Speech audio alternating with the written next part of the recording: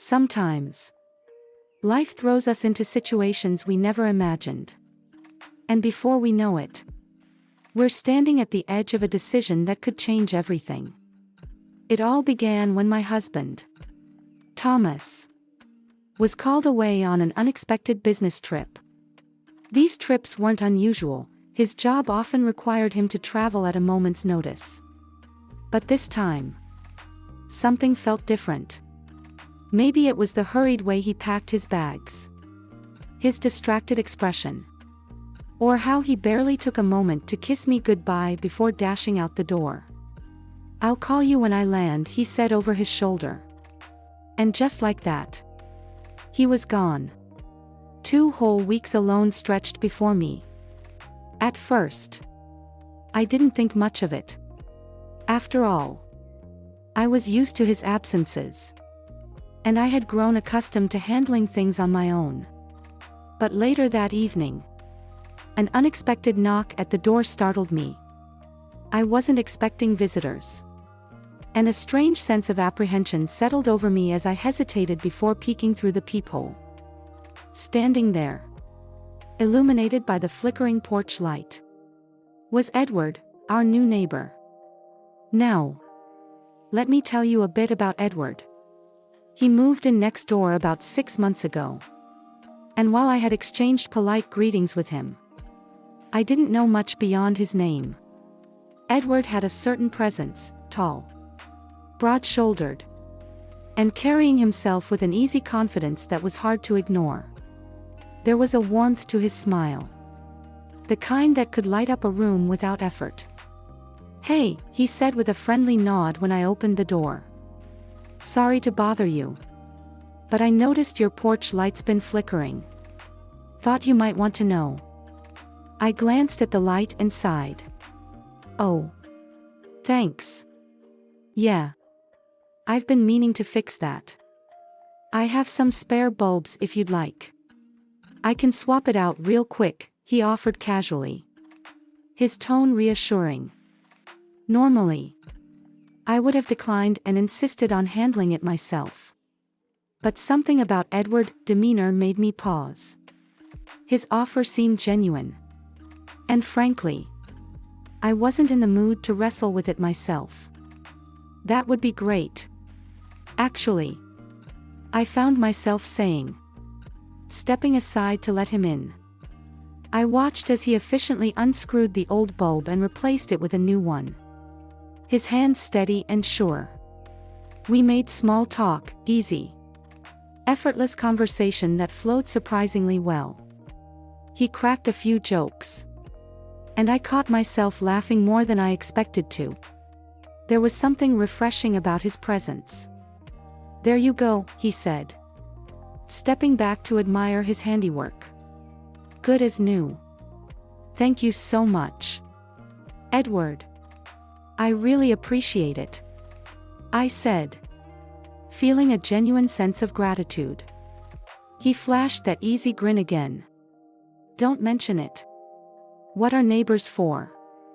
Right?" As he left, I stood in the doorway for a moment longer than necessary, watching him walk back to his house. There was something about him that lingered in my mind, not anything specific he said or did. Just an undeniable ease about him. It was refreshing, especially compared to the mundane routine Thomas and I had settled into over the years. I shook off the thought, reminding myself not to overthink things. Later that night, as I got ready for bed, my phone buzzed on the nightstand. It was a message from Edward. "Let me know if you ever need help with anything else. Happy to lend a hand." I stared at the screen for a long moment, my heart skipping a beat unexpectedly. It was just a friendly message, nothing more. But still, an inexplicable feeling stirred inside me. I typed back a short, polite reply. "Thanks, Edward. Will do." Short and simple. No room for misunderstanding. Yet, as I set my phone down, A strange mix of curiosity and unease settled over me. It wasn't guilt. Not exactly. Just a feeling I couldn't quite put my finger on. I told myself it was nothing. Just a fleeting moment of distraction. And pulled the covers over me. But that was only the beginning. The next morning, I woke up with a sense of lingering unease. But I pushed it aside, determined to focus on my day. I went through my usual routine, a cup of coffee, a quick shower, scrolling mindlessly through my phone, all the while trying to banish the thoughts that had been swirling in my mind since yesterday. But no matter how hard I tried, something kept gnawing at me. It wasn't until around noon, when I was cleaning up the kitchen, that a familiar annoyance resurfaced: the kitchen faucet.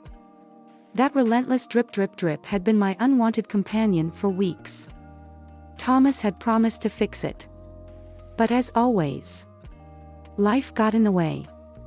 At first, it was just a small inconvenience. Something I thought I could live with. But as the days stretched on, that tiny leak felt like it was echoing through my entire home. A constant reminder of things left unresolved. Normally, I'd just call a plumber, get it over with, and move on. But something about Edward's message the other day lingered in the back of my mind. I found myself hesitating, staring at my phone, thumb hovering over his contact. Eventually, with a sigh, I sent him a quick text. "Hey Edward. Do you know anything about fixing faucets? Mine's been dripping non-stop. And it's driving me insane." To my surprise, his response came almost immediately. "I can take a look. Be there in 10. True to his word. 10 minutes later, Edward was standing at my door, toolbox in hand, looking effortlessly put together in a simple t-shirt and jeans. There was something disarmingly casual about him. The kind of ease that made you feel comfortable without even trying. "Show me the culprit," he said, flashing that easy grin that seemed to come so naturally to him. I led him to the kitchen, watching as he knelt down and started working under the sink. The rhythmic clinking of his tools filled the room. And before I knew it, we were talking more than I expected. He told me about his job as a graphic designer, his passion for cooking, and how he had recently moved to the neighborhood after a tough breakup. "I figured a fresh start would do me good," he said, his voice steady but carrying an undertone of something deeper, something unresolved. I nodded, unsure of what to say but feeling a strange sense of familiarity in his words. "Well, I'm glad you ended up here," I finally said, offering a small smile. "You've been a great neighbor." "Thanks," he replied, glancing up at me from under the sink with a warm look in his eyes. "It's nice to have someone to talk to. This place can get pretty lonely sometimes." There was something about the way he said it that struck a chord within me. I had been feeling the same way lately, though I hadn't quite admitted it to myself until that moment. After about 20 minutes, Edward stood up, wiping his hands on a rag with a satisfied grin. "All fixed," he said, turning the faucet handle to demonstrate. The water flowed smoothly. No sign of the annoying drip that had haunted me for so long. Relief washed over me. "You're a lifesaver," I said, genuinely grateful. "How much do I owe you?" He chuckled, shaking his head. "Nothing. Consider it payback for all the times I've borrowed your Wi-Fi when mine went down." I laughed, though I couldn't quite remember ever giving him my password. "Well, thank you. Really." To my surprise, he didn't rush off. Instead, we ended up lingering in the kitchen, sipping coffee and talking about everything and nothing. The conversation flowed effortlessly, punctuated by laughter and thoughtful silences. Before I knew it, an hour had slipped by, and I realized how much I had enjoyed his company. When he finally stood to leave, I felt an unexpected pang of disappointment. After he left, I found myself staring at the 2 empty coffee mugs on the table, feeling something I hadn't felt in a long time, a sense of connection. Later that evening, as I scrolled through my phone in bed, a notification popped up. "Edward has followed you on Instagram." I stared at the screen, my thumb hovering over the notification. For a moment, I hesitated, feeling a strange mixture of excitement and uncertainty. Then, with a small smile, I tapped follow back, wondering if this was the start of something more. Over the next few days, things between Edward and me stayed normal, or at least, that's what I kept telling myself. He'd wave when I stepped outside to check the mail, his easy grin making it all seem so casual. Sometimes he'd send me a random meme that had me laughing out loud, breaking the monotony of my day. It felt harmless, even refreshing, like a welcome distraction from the usual routine of work and chores. But then came Saturday. I had planned to spend the day catching up on household tasks, folding laundry, tidying up the kitchen, maybe even tackling that overflowing inbox, but my phone buzzed with a message from Edward just as I was sorting socks. "Hey, I'm grilling out later. Want to join?" Just a casual thing. I froze, my fingers hovering over the screen. Thomas was still out of town, and my schedule was wide open. But wasn't it strange? Then again, it was just a barbecue, a friendly gesture. Nothing more. Right? "Sure. Sounds great," I replied before I could talk myself out of it. A few hours later, I found myself in Edward's backyard, holding a plate of perfectly grilled chicken and vegetables. The setup was simple yet inviting: a small table draped with a red and white checkered tablecloth, a portable grill sizzling with mouth-watering aromas, and a cooler stocked with a variety of drinks. The air was thick with the scent of charred meat and summer grass. "It's not much, but it works," Edward said, handing me a soda with an easy smile. "It's perfect," I replied. And I meant it. There was something about the simplicity of it all that felt grounding. It was such a stark contrast to the formal dinners with Thomas's work colleagues, where conversation felt like an intricate dance of pleasantries and calculated responses. As we ate, the conversation flowed effortlessly. We talked about everything and nothing, our favorite movies, childhood embarrassments, and even our most disastrous attempts at cooking. Laughter came easily, filling the space between bites. For a moment, I felt like I was rediscovering a part of myself that had been buried beneath the weight of daily responsibilities. At one point, Edward leaned back in his chair and studied me with a curious expression. "You know, you're not what I expected." I raised an eyebrow, intrigued. "What's that supposed to mean?" He chuckled, swirling his drink. "When I first moved in, I thought you'd be one of those distant neighbors who only wave out of obligation.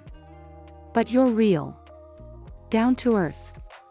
I felt my cheeks heat up at his words. "Well, I could say the same about you. You've been more helpful in the past week than some people have been in years." His smile lingered, and for a moment, an unspoken tension settled between us. It wasn't uncomfortable, but it carried a weight, a charge. Like the calm before a storm. I shifted in my seat, suddenly aware of the time. I should probably get going. I've got a million things to do tomorrow. Edward stood up as well. Nodding. Of course. Thanks for coming. It was nice having some company. It was fun, I said, offering him a small smile. Thanks for inviting me. As I walked back to my house, the night air cool against my skin, I couldn't shake the feeling that something had shifted. It wasn't anything Edward had said or done, it was something within me. I couldn't remember the last time I'd laughed that much. Felt that seen. That understood.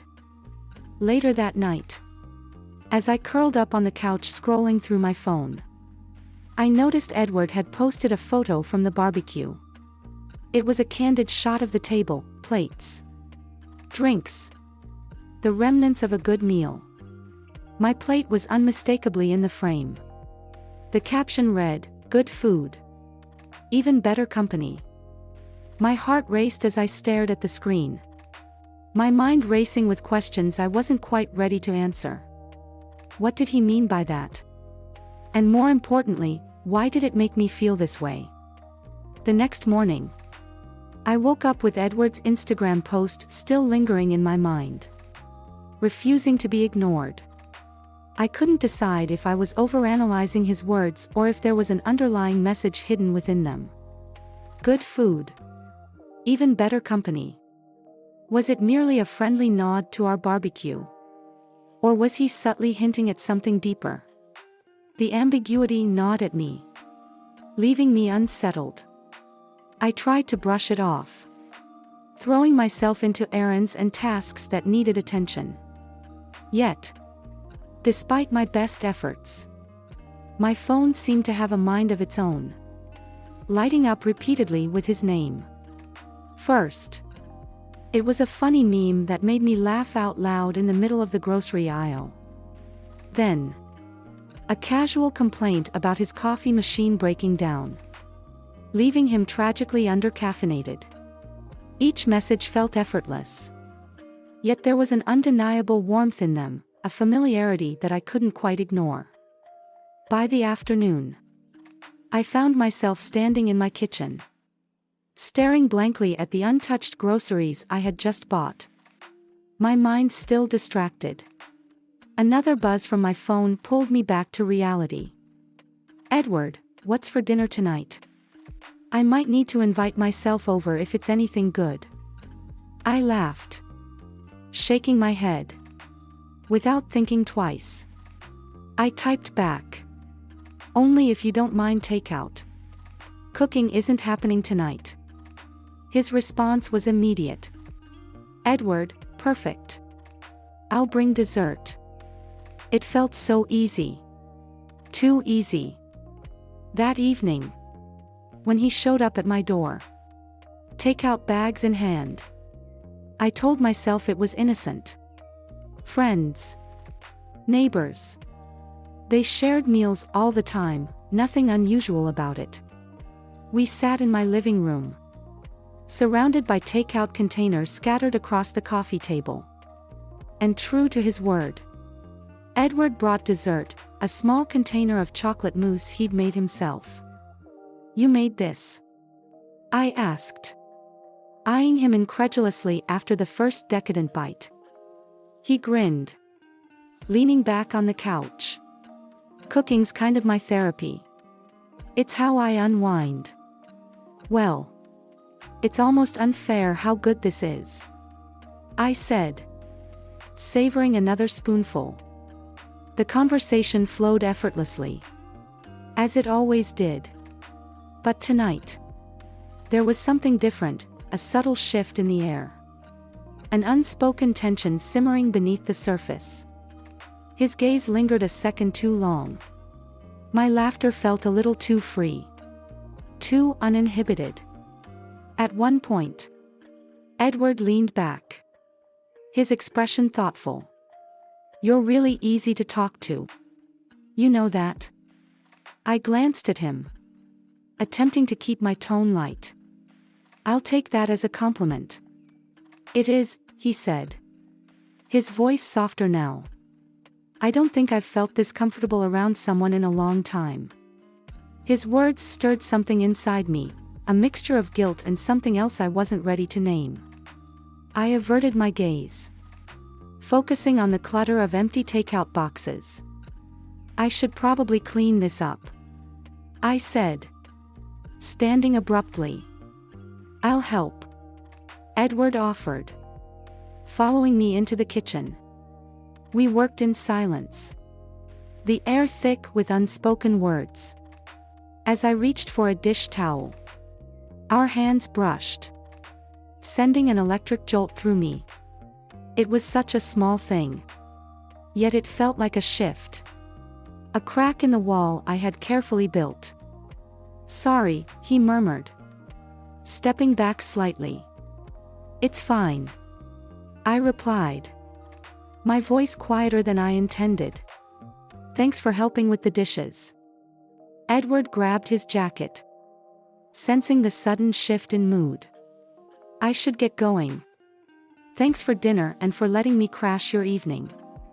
Anytime, I said, forcing a smile. He hesitated for a moment as if contemplating something more. But then he simply nodded and walked out the door. As soon as it clicked shut behind him, my phone buzzed. A message from Edward. I hope I didn't overstep tonight. I just really enjoy being around you. I stared at the screen, my heart pounding. What did he mean? Was he just being kind? Or was there more behind his words? I read the message over and over, my mind racing, my fingers hovering over the keyboard, searching for the right response, something casual, something safe, something that wouldn't encourage anything, but wouldn't shut it down either. You didn't overstep. It's nice having company while Thomas is away. The moment I hit send, regret settled in my chest. Why had I brought up Thomas? Was I reminding him or myself that I was married? His reply came quickly. Glad to hear that. Let me know if you ever need company again. I set my phone down, feeling a knot in my stomach. I knew I should create some distance. But another part of me, a part one wasn't ready to acknowledge, enjoyed the attention. It had been a long time since someone had looked at me the way Edward did. Since someone had made me feel truly seen.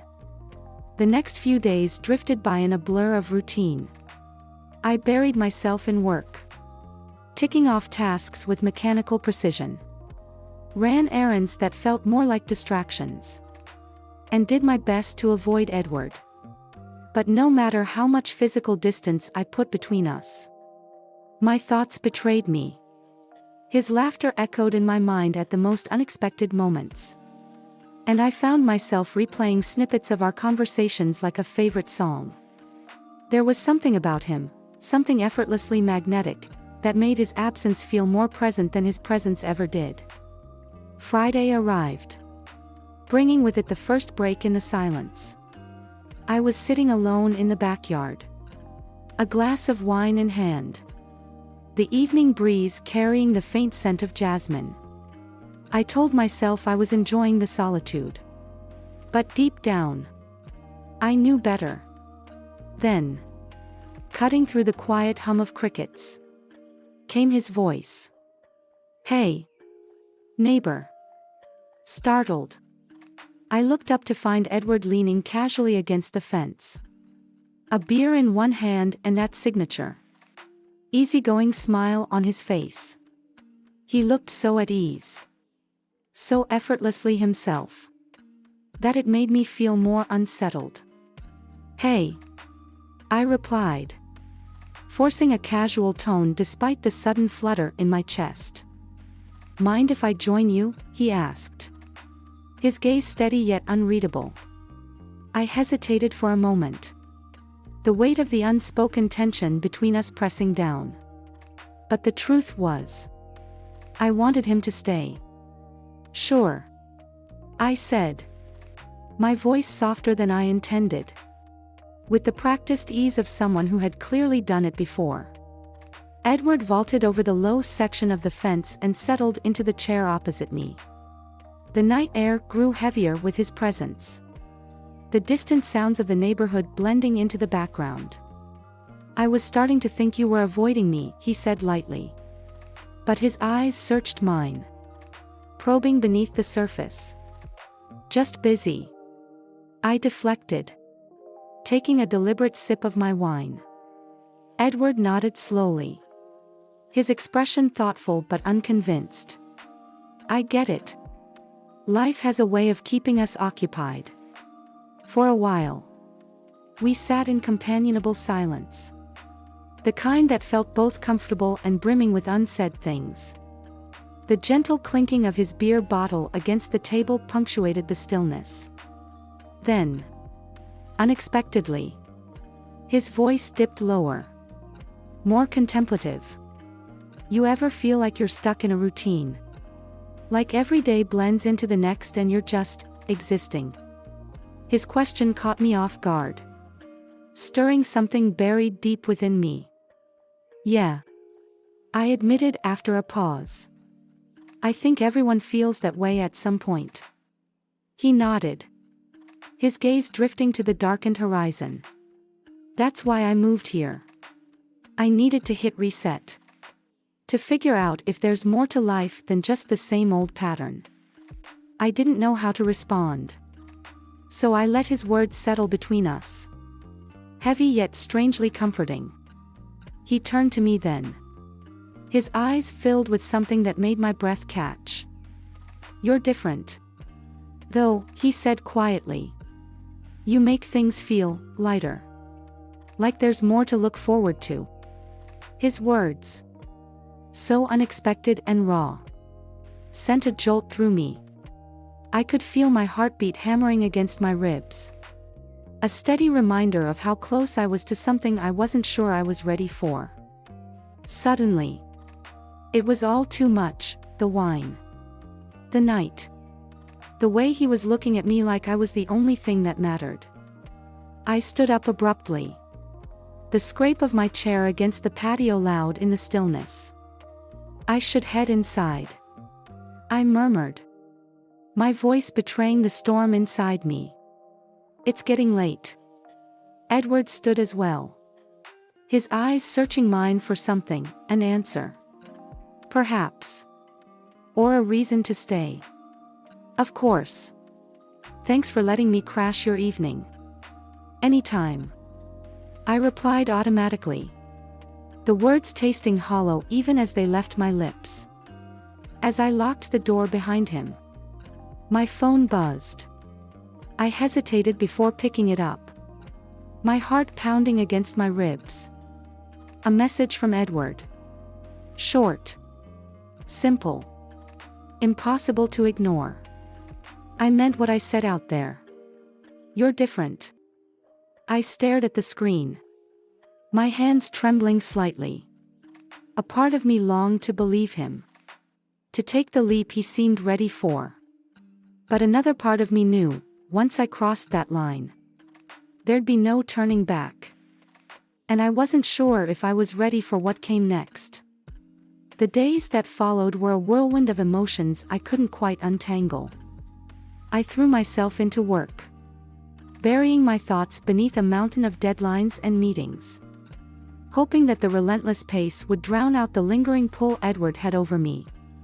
Yet, no matter how much I immersed myself in tasks, I couldn't escape the memory of his words, the way his eyes held mine with an intensity that left me breathless, the undeniable way he made me feel like I was someone worth noticing in a way I hadn't felt in years. I reassured myself it was innocent, that nothing had truly happened. But deep down, in the quiet moments when I allowed myself to be honest, I knew better.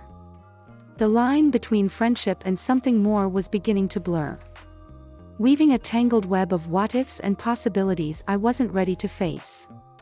Where it might lead, I had no idea, or perhaps, more terrifyingly, I did know and was afraid to admit that I wasn't entirely sure I wanted to stop it. Then, on Wednesday evening, everything changed. The rain had started in the late afternoon. A gentle drizzle that soon turned into a torrential downpour. By the time evening rolled around, the city was soaked. Streets glistening under the glow of streetlights. I was curled up on the couch, half watching an old movie. The sound of rain pattering against the windows a soothing backdrop to my restless thoughts. The sudden knock at the door startled me, sending a jolt through my already frayed nerves. I opened it to find Edward standing there, drenched from head to toe, his clothes clinging to him as water dripped from his hair. In his hand, he held a bottle of wine, his lips curving into a sheepish smile. "Edward, what are you doing out in this weather?" I asked, stepping aside instinctively to let him in. "Power's out at my place," he said, shaking his head to dislodge some of the rain. "Thought I'd come by, see if your lights were still on." And he held up the wine. "Consider this a peace offering for intruding." I hesitated, the voice of reason screaming at me to send him home, to maintain the boundaries I'd been trying so hard to keep intact. But the storm outside was unrelenting, and Edward looked so utterly miserable that I couldn't bring myself to turn him away. "Come in," I said softly. "I'll get you a towel." As he dried off, I poured us both a glass of wine, the warmth of the drink a welcome contrast to the chill that clung to the air between us. "You really didn't have to come over," I murmured as we settled onto the couch. Edward shrugged, his eyes never leaving mine. "Didn't feel like sitting in the dark alone. Besides, your company's better than staring at the wall." The rain continued to hammer against the windows, the flickering candlelight casting dancing shadows on the walls. The atmosphere felt heavy, charged, as if the storm outside had crept into the room with us. Our conversation flowed as easily as it always did. But beneath the surface, there was an undercurrent of something new, something dangerous.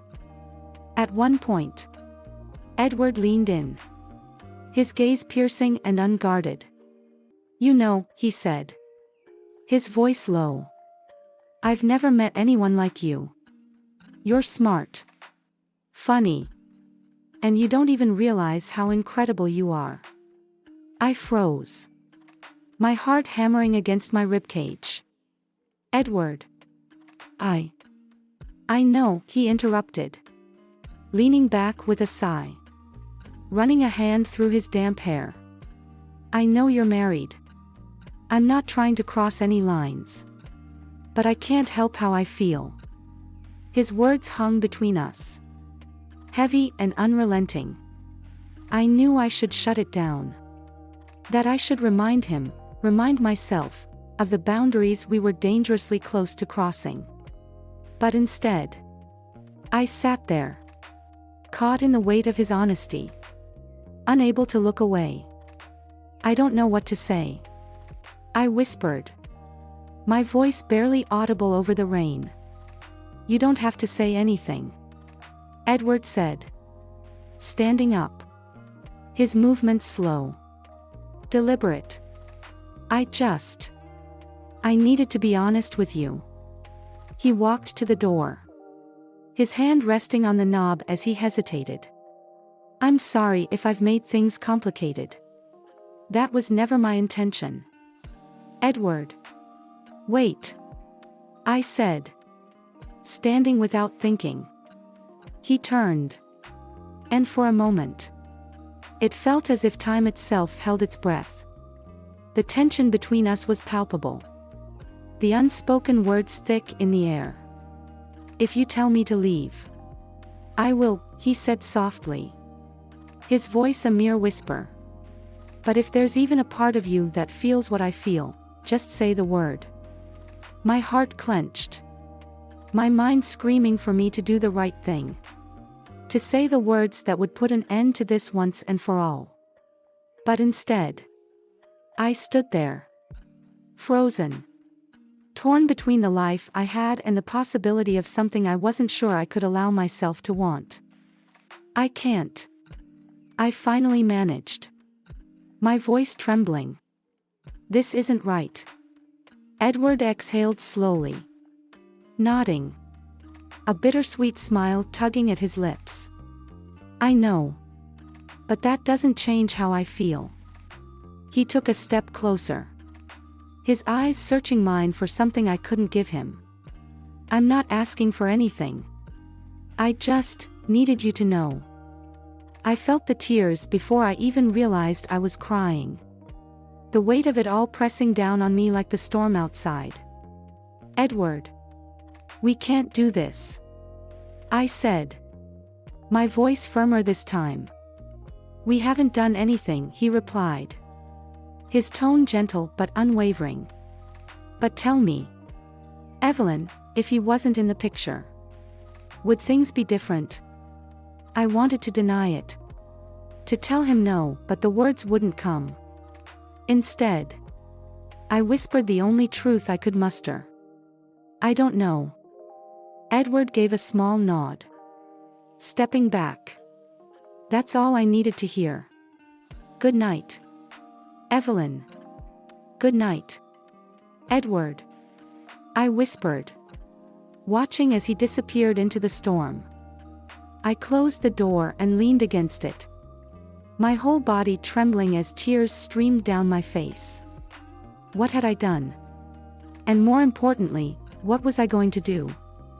As I closed the door that night, the storm outside mirrored the turmoil within me.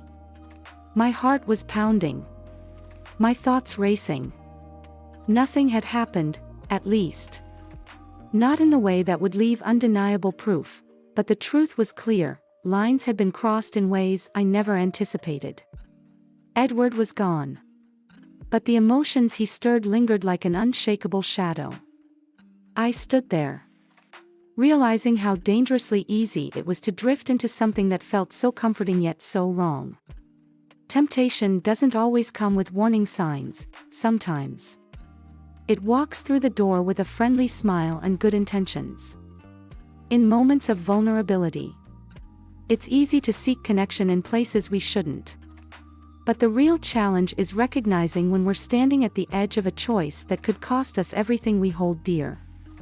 Love, commitment, and trust are fragile. And once broken, they are never quite the same. If you're ever faced with such a moment, ask yourself, is this fleeting desire worth risking the life you've built? Sometimes, the greatest strength is found in walking away.